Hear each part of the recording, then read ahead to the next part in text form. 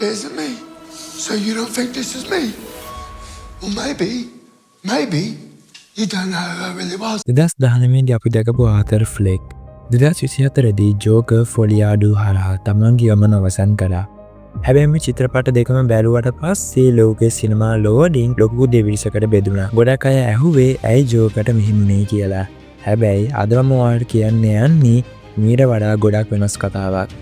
ඇත්තටම අධ්‍යක්ෂක ටොඩ් ෆිලිප්ස් අපේ පළවෙනි ෆිල්ම් එකකින් ඉදි කරපු ඒ අඳුරු රහස දෙවෙනි ෆිල්ම් එකෙන් තාවරුනේ කොහමද?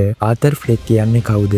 එයා ඇත්තටම බැට්මෑන්ගේ සතුරද? නැත්නම් එයා තමන්ගේ පිස්සුව ඇතුලේ සිර වුණ අහිංසක මිනිහෙක් විතරද? අද M4U වෙතින් සිනමා ඉතිහාසයේ විවාදාත්මක ජෝක බ්‍රේක් ඩවුන් එකට ඔබ සාදරයෙන් පිළිගන්නවා.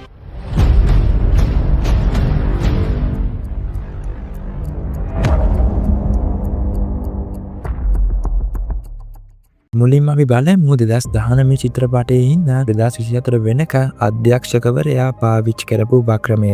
ඒ තමයි unreliable narrator. එහෙම නැත්නම් විශ්වාස කළ නොහැකි කතකයා. පළවෙනි ෆිල්ම් එකේදී ආතර් හිතනවා එයා ලොකු විප්ලවයක නායකයෙක් කියලා.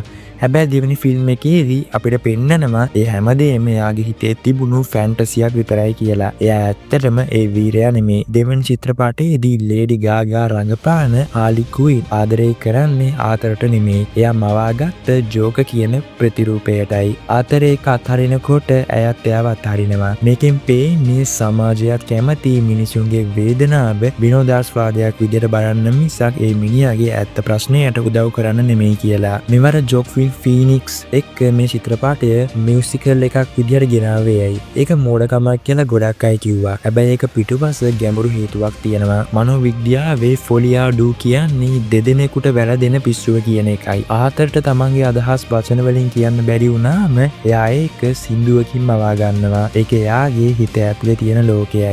ජෝක්වින් ෆීනික්ස්ගේ ඒ අපූර්ව රංගනයෙන් පෙන්වන්නේ තමන්ගේ අනන්‍යතාවය. එහෙම නැත්නම් ඩෙන්ටිටි එක. ඔයා ගන්න බැරුව අස්සිරුණු මිනිහෙක් දැන් තමයි වැදගත්ම දේ. 2024 ෆිල්ම් එකේ අවසානයේ අපිට දකින්න ලැබෙනවා ආතර් ආකම් හිරගෙදරදී තවත් තරුණ සිරකරුවෙක් විසින් මරා දමනවා. ඒ මැරෙන මොහොතේ අර තරුණයා තමන්ගේ කම්මුල් දෙක පීයකින් පාගෙන hina වෙනවා. අන්නේ තරුණයා තමයි the real joker.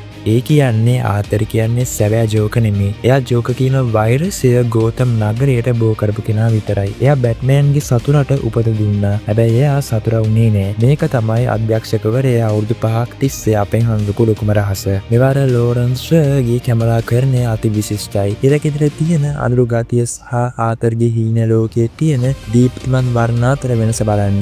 විශේෂයෙන් මේ පඩිපෙළ ආයෙ පෙන්වන දර්ශනය. පළවෙනි ෆිල්ම් එකේ එයා එතනින් බැස්සේ ජයග්‍රාහකයෙක් වගේ. හැබැයි දෙවෙනි එකේදී එයා එතනින් මේ තනියම අසරණ වෙලා සමාජයව පාවිච්චි කරලා ඉවර වෙලා විසි කරලා දාලා. ඉතින් යාළුවනේ ජෝකගේ මේ කතා දෙක අවසානයේ අපිට ඉතිරි වෙන්නේ ලොකු දුකක්. අපි හිතුවා ආතර් වීරෙක් වෙයි කියලා. හැබැයි එයාට උනේ සමාජයේ කුරියරු කමට බිලි වුණු තවත් එක ගොදුරක් විතරයි. ආතර් ෆ්ලෙක්ගේ මේ ඊරනම ගැන ඔයාලා මොකද හිතන්නේ? ටොඩ් ෆිලිප්ස් ගත්ත මේ තීරණය හරිද? පාලින් කමෙන්ට් එකක් දාන්න. මම ඔබේ හිතවතා M4U rating. මේ වගේ සුපිරි සිනමා රහස් දිගටම බලන්න අපිත් එක්ක එකතු වෙන්න. ජය වේවා. Peace out.